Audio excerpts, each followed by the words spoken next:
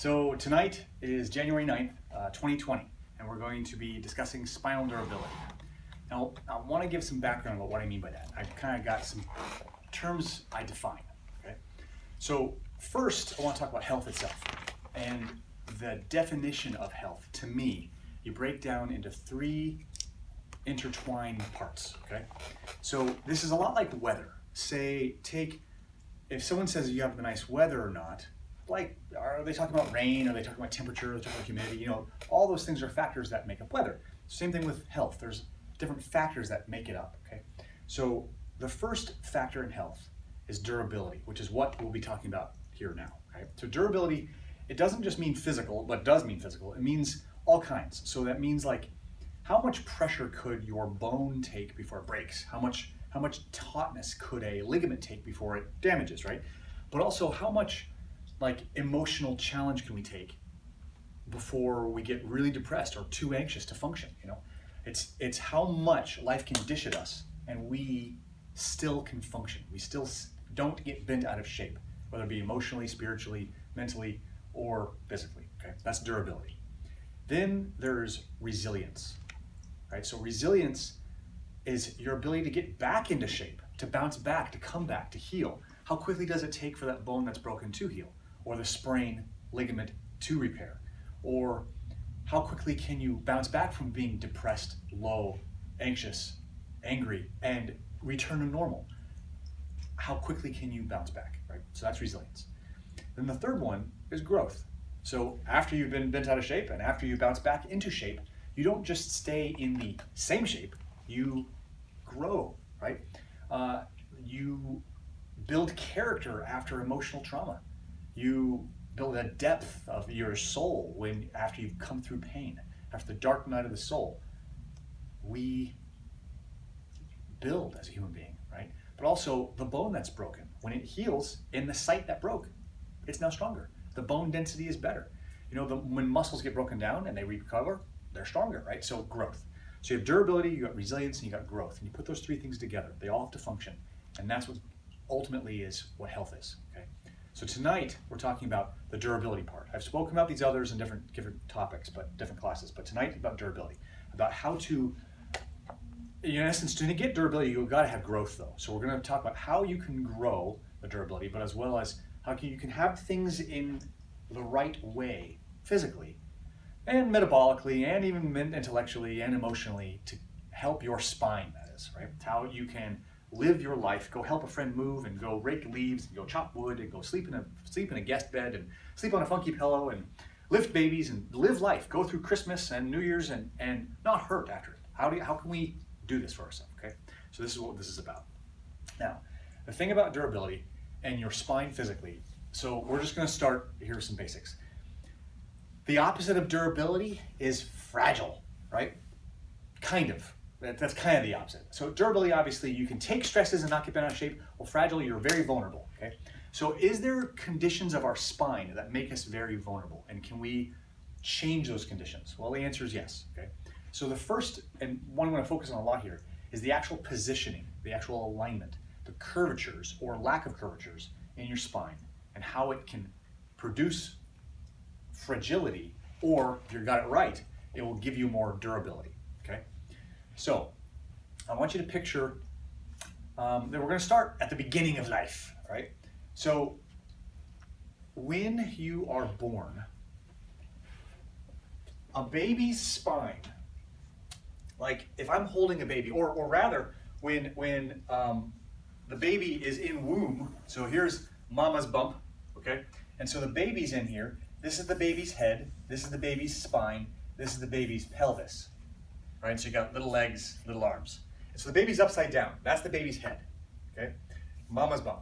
Now, when baby gets born, they come out. So the point here is a baby's spine, this is now the head, this is the spine.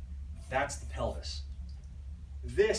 A baby's spine is in the shape of a C. You can picture a little baby being curled up in your arms, this newborn. The shape of the spine is C-curved. Okay. Now, as the baby grows, as this little baby becomes a little tyke who can like lay on its tummy and move around and starts having a little bit more control over its body. Now picture me, I won't be as cute as a baby, but you can still use this, right? So now babies get tummy time, okay? So babies getting tummy time, they are now holding up their head and smiling and looking around. This number, okay? This holding up of the head is what's beginning to change the direction of that C curve. So instead of the baby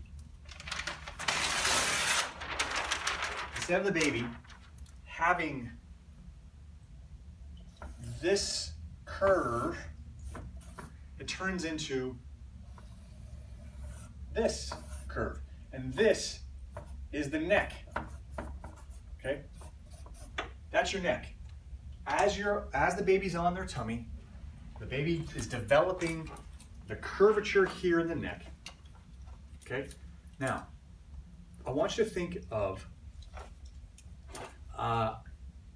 the Roman architecture that when they made aqueducts, right? They made bridges, they made aqueducts that carried all the water into cities, and they always made arcs in their construction. Obviously, the arc, when you press on the arc, it gets stronger. It bears weight better than a flat or a straight. So nature had that endowed for us so that we start developing this curvature in our neck, so it helps bear the weight of our head. So you have a baby now going like this, developing its neck curvature, which is great.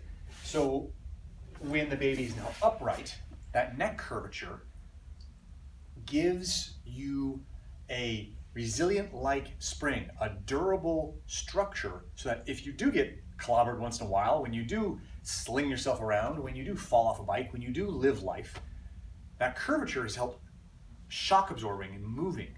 It's a durable structure. That's the point. The proper curvature in the neck is what's helping bear the weight of your head in a proper way. It distributes the weight through every single joint.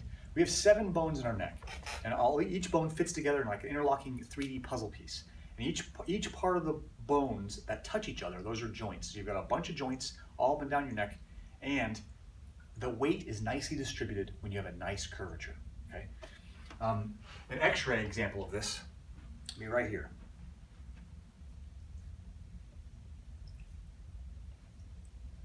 So this is a very, very respectable cervical curve, okay? Very respectable cervical curve. What you have here is the back of the head, little earring right there that could have been taken out. Then you got the neck bones, okay? So this actually isn't a perfect curve, but this would be a good enough curve. So this curvature where the top is closely above the bottom, the top is not far out in front of the bottom of the neck. And what you have through this area, right where my finger's running, this area right here, that's where the spinal cord will run, right through there, okay? That space, holding that space where the spinal cord runs, is obviously very important. The reason why people who have problems with their necks can get headaches, as well as any number of other health problems, is the spinal cord that passes through there, it's designed to have this curvature, because again, nature made us hold this position, and so the spinal cord is meant to be in a curved position as well. So if you lose that curvature, not only are you distributing weight wrong amongst all the joints and making wear and tear at the joints of the spine, you're also yanking on, pulling on, creating a tensile force pulling on the spinal cord itself when we lose the right curvature, okay? Now when I say I lose the right curvature, it would look like this. Stand by. Here's an example of a lost curvature. Okay, so we have curve right here, and then we have, we have a bit of curve down low, but then it's nice and, well, not nice, it's terribly straight.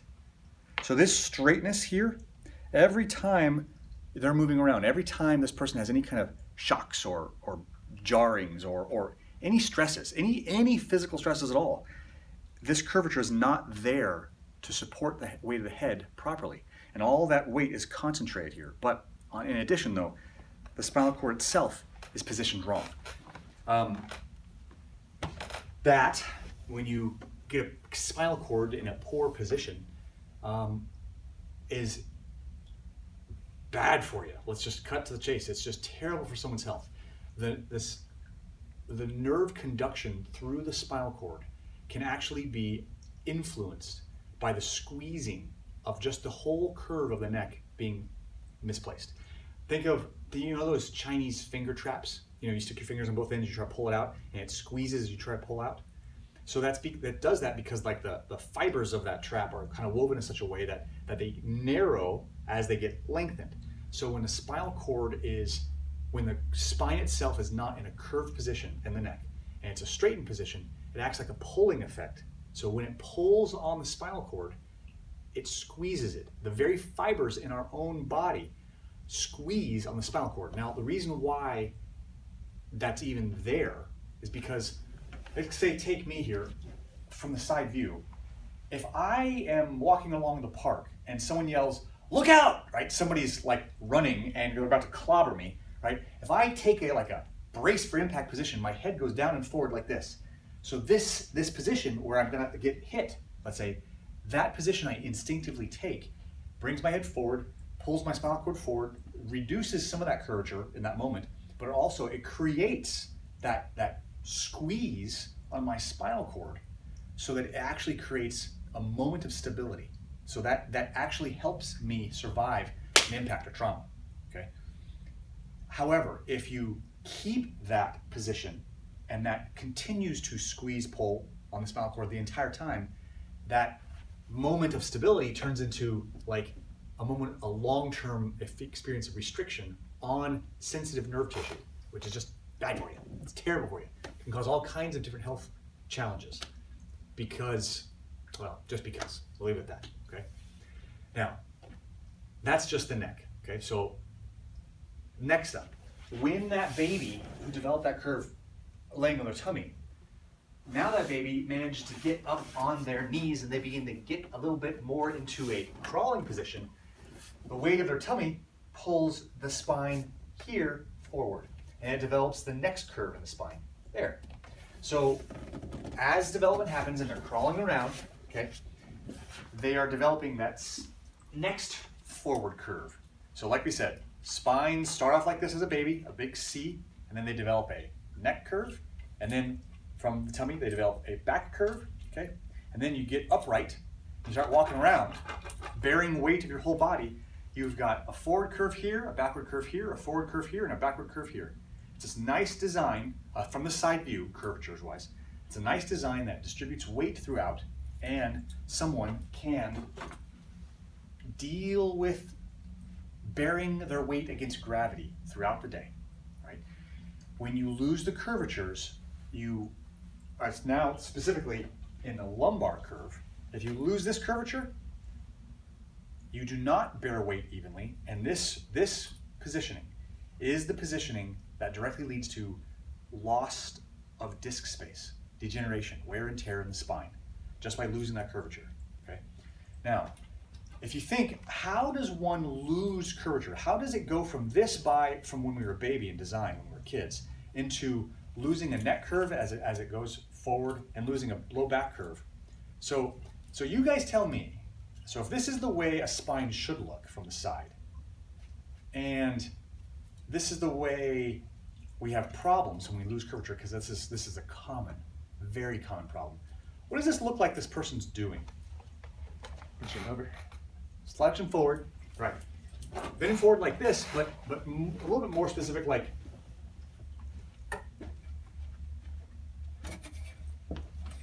so it's like that. This is it. Okay? This is the perfect computer desk posture. Actually, it's a terrible computer desk posture, but it's the common computer desk posture. So we lose the lumbar curve. It sags. Like this middle back curve, it's called our thoracic spine. So our thoracic curve is like it's taking over the neck curve and the low back curve. So all of this, when we are at a computer all day, when we're playing, when we're working, gaming, just watching YouTube, it's what we, hopefully you're watching YouTube on YouTube, right? So this, hopefully, now I want you to sit up straight. If you're watching YouTube right now, watching this, up straight, right? Now, losing those curves ages our spine. I've seen a lot of times where people have a lot of wear and tear in one area of the spine. And my medical colleagues will typically describe that as it comes from age.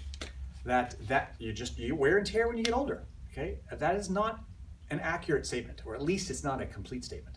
Because if someone has a lot of degeneration and wear and tear in one area of the spine, and this area of the spine is the same age as that area of the spine, and it does not have wear and tear, how could it be age? They're all the same age, yet some areas have wear and tear and some areas don't. So it's not age at all. It's poor positioning of the spine, poor movement of the spine over time. Yeah, age is a factor, but it's only one. It's a much bigger factor as the positioning, the movement, the proper state of your spine is the real factor. Okay? And obviously this is why me as a chiropractor we've been talking about this, because this is what we work on. This is what we correct. We find alignment, make it move properly, make it align better, and the body bears its own weight better. The body protects the nerves inside it better, and a person just does better for it. Anyway, so how can someone improve this? How can someone, granted, going to a chiropractor, it will be a very precise, very professional, deliberate effort to make your spine in a better state, okay? There's nothing that can beat that, right? However, there are also things that you can still do for yourself in your own home, okay? So if nature had us develop these curves in these positions when we're babies, actually getting back into these positions as adults still helps. It's not a perfect fix. And if someone has a lot of wear and tear, it may not be much of a fix at all. But if you still have movement in your spine, it can help. Okay, I mean, try and be careful not to diagnose if millions of people are listening to me.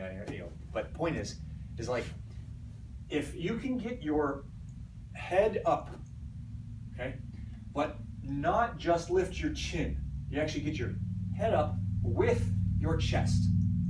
You have to use muscles all down your back. Those are called your extensor muscles. That means you extend back. If this is flexion, this is extension. You have to use your extensor muscles and pull your chest and shoulders up off of the table and be able to look around. Be able to do this number.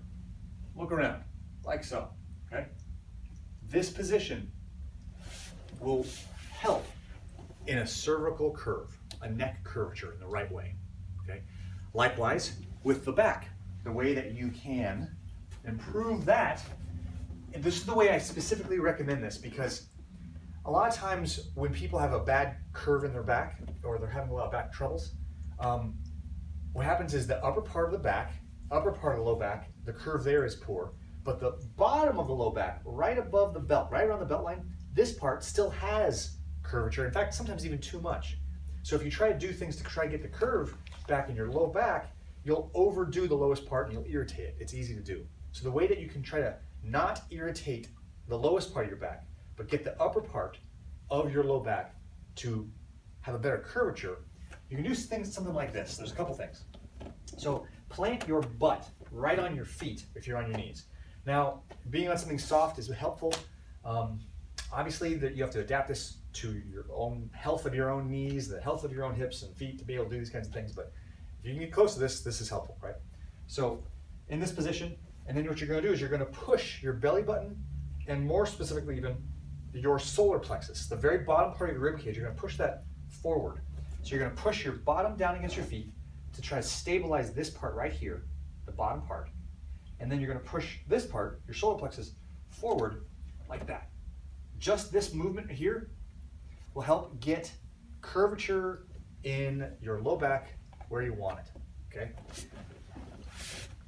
Other than that, just standing right can even help. So the way you can stand right, right I'm defining by helping your body bear your own weight as comfortably and efficiently as you can, okay? So it's best seen from the side.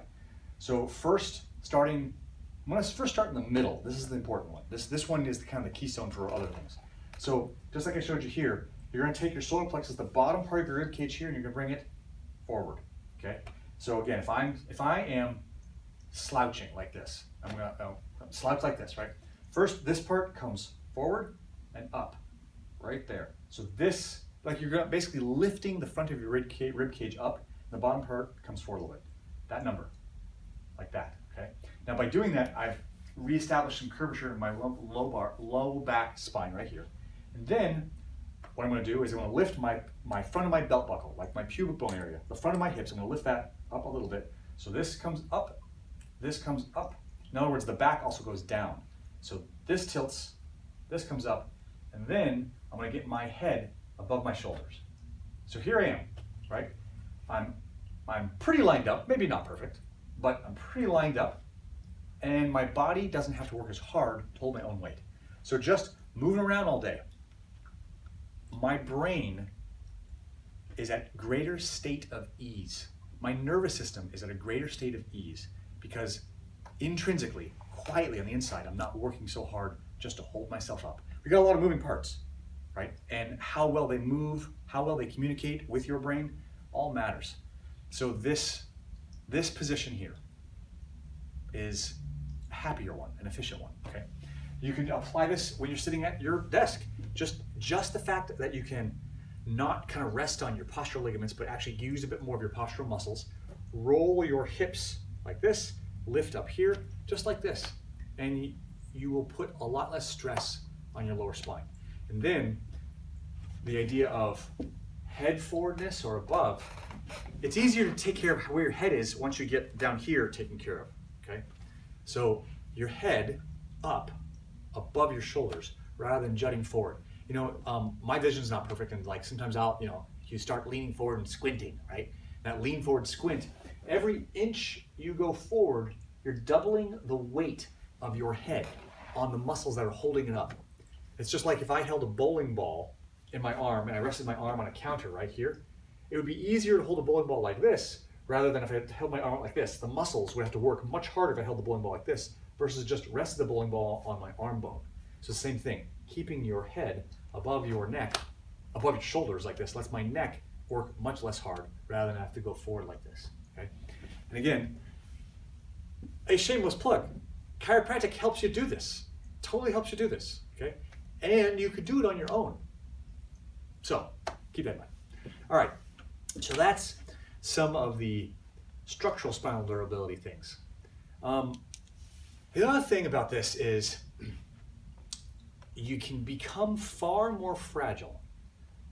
You can become far more susceptible to the bangs and hang-ups and issues, the stressors in life, based on what we're eating, frankly. And specifically how much we spike up our blood sugar, right? So that comes from carbs, simple carbs, sugar, alcohol. If we are consuming these things, our blood sugar will spike, and with it, our body-wide inflammation level goes up, okay?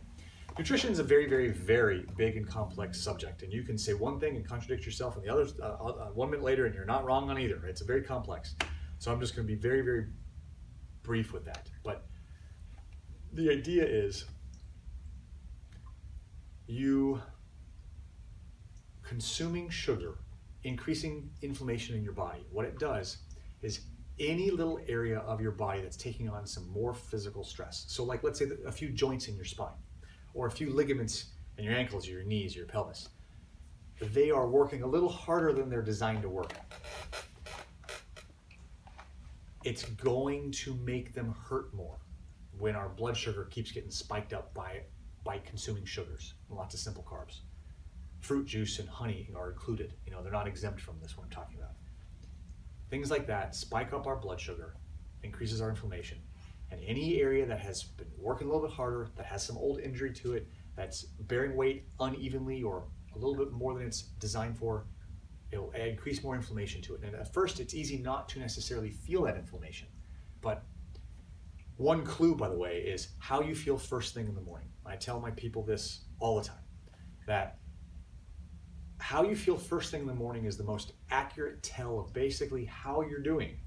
If you wake up in the morning and you're like, man, I feel great, let me go attack the day, right? This is great, you got recovery overnight. If people are hurting and they get a night's sleep and they wake up in the morning and they hurt less, that's good. Your body is getting ahead of it. You are healing at night, which is when you should be healing at night, right? But if you wake up in the morning and you feel, or any number of things, hurting, aches, pains, stiffness, all that stuff, that's all signs of inflammation. That's your body not recovering as much as it should overnight.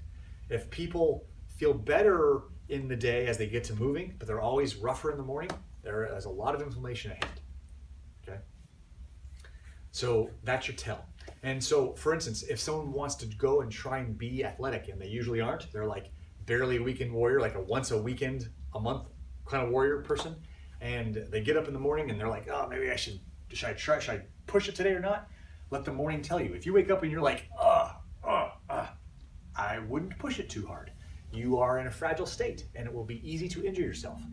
If you wake up some mornings and you're like, okay, so not so bad, this would be the morning to push a little bit harder. You have a much less chance of hurting yourself. Okay? If you do wake up in the morning and you're like, it's really bad and stiff, but you are committed to doing something, keep it easier. Keep your heart rate lower. Keep your heart rate lower, and you're a little less likely to hurt yourself. Okay? I know these are generalities, but these are generalities you can act on. Now, let me jump back to the physical part rather than just the nutritional and metabolic part. Okay? So here is another functional thing to do. Okay? So this is a little bit more oriented towards your back. Now, another way that we hurt ourselves, well, specifically from sitting, the way we hurt ourselves from sitting, like, again, I've mentioned how we are slouching, right? So that's setting up curves and positioning of our spine in a lousy way. But also, what am I sitting on? Okay, specifically, what am I sitting on? A chair. I'm sitting on a chair, right? But my body, what's here on my body? My butt. That's right. Okay, so I'm sitting on my butt, sitting on the back of my legs, right? And my butt and back of my legs, those are muscles. I got my hamstrings and my glute muscles, okay? When I'm sitting on them all day long, when I drive to work, and I sit at work, and I drive home, I sit on the couch, I sit to eat dinner, we sit. We Americans, we all sit, right? So all this sitting is squishing these muscles, okay?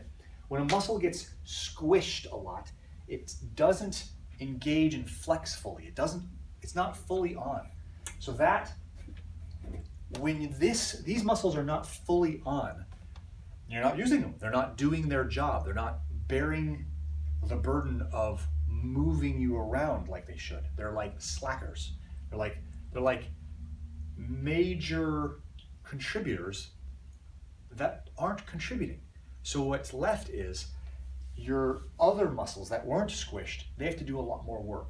That predominantly is your back muscles, right? So when you're moving and doing things, it's just too easy to use these small muscles in your back rather than the big muscles of our tush and our legs. These muscles are big for a reason. They're like the drivetrain of our body. When I move like this, it's this muscle that flexes and pulls my leg back. I don't just flop this leg forward. I used to. I've gotten better at this. I remember I used to like just flop and walk, right? In fact, I remember this one girl saying to me one time, she had been a mile away and she saw me walking. She said she could tell it was me just by my walk a mile away. So she drove down and picked me up and we were chatting. She told me, I can tell it was you. So it was funny how I can identify her gait. And that was my floppy walk, right? Anyway, so I've gotten better at this. And I remember I pulled into a colleague of mine, another chiropractor of mine. A chiropractor didn't really know well, but so I was going to his office. I parked in the parking lot and walked across the parking lot and went into the building and said hello to the receptionist, the CA. And she's like, I thought you were a chiropractor. You walk like a chiropractor. I'm like, huh? Is that a compliment? She's like, yes. I'm like, okay. So I laughed at that. Like, that's me moving better, using my body better, right? Anyway, I walk like a chiropractor. So moving and using the drivetrain of my body to pull this leg back, right? There's strength there. And using these muscles, they're the biggest muscles in our body, practically. And they are very strong. They should do the work when we're moving around, squatting, lifting, just even raking, using these core muscles, the rear core muscles. By the way, people talk about their core, they want a strong core, and everyone often talks about the core as their ab muscles. Sure, that's part of the core, but that's only a part. Your core is your tummy and your legs, and the back of your legs, and your butt, and your back. Everything that attaches to your pelvis, in front of it and behind it, above it and below it. All of this is core, okay? So the posterior core, the low posterior core is what's always turned off by sitting. And so the way you turn it back on, the beautiful way to turn it back on is foundation training, okay? Eric Goodman does wonderful work. I'm a huge fan of his work. And he offers a bunch of YouTube clips on showing people how to do it. Okay, so I will not like be redundant there. You find Eric Goodman's stuff and foundation training. I love it stuff. And like in short, you're doing actions that will engage glutes again, turn them back on so they can participate and give this area of your spine some slack. Okay, so that's another functional thing that will build durability. You know, when you get the muscles that should be doing the work on and strong, and when you get the curvatures of your spine, the positioning of your spine right and aligned, you can just do stuff. Like, you can be useful in the world more so. You can pick up your kids and play. I mean, everybody wants more out of their life, right? And so some people though have to drag their health along with them. But getting some of these things right, like reducing the inflammation in your body, getting the alignment right, getting the muscles right, you'll be far more durable and more able and not hurt. There's this great song, I think by Toby Keith, I'm not as good as I once was, but I'm as good once as I ever was, right? That's a cute saying. As you're older, getting older, you can't do as much, but you can do it once, as good as ever. But what I'm describing is, if you're maintaining yourself like this, you don't have to lose as much. You can do it more than once. You don't have to suffer the next day because you played with your grandkids, you know? Anyway, so I think one other thing about durability here is, I guess you can't talking about my framework where I've got durability, resilience, and growth. You can't talk only about durability without it also being intertwined with resilience and growth. And the thing about this is, whenever we go through suffering, this is another little bit of a personal philosophy on this, is that like, if we're doing physical suffering, we hurt, okay? I'll tell you this much. Every time I've hurt myself, it's actually made me a better chiropractor. Like, I've had to rewind back in my mind what I did, what was not working in where I was using my body in some way, and kind of reset and improve how I use my body. Like, when we are hurting in our heart, or we're taking a long, dark night of the soul, like if we are suffering in whatever it may be, you know, in your marriage, with your kids, in your work, you know, when we suffer, when we experience pain, our philosophy in America generally is avoid pain, turn it off as whenever possible. You know, we will self-medicate with alcohol, or we will officially medicate with some other drug, some other prescription. Just, we treat pain as the enemy, and I do not believe that is correct. I believe that leads us to worse problems. Pain is feedback. That's all it is. Pain's feedback. And sadly, pain is also like a crying baby. They have no language. They can't tell you. They're just giving you feedback. Okay, if a baby's crying, are you hungry? No. Are you wet? No. Are you tired? No. Oh, your stomach is full. Oh, you know, whatever. You have to do some experimenting. You got to be your own Sherlock Holmes and figure it out. But that crying is feedback. Our own pain in our hearts, our souls, and our minds, and our bodies is feedback. And the more sensitive, this is the paradox, the more sensitive, the more aware we become of our own lives, of our own bodies, of our own hearts and souls, the better we do, the better captains we become of our own ship.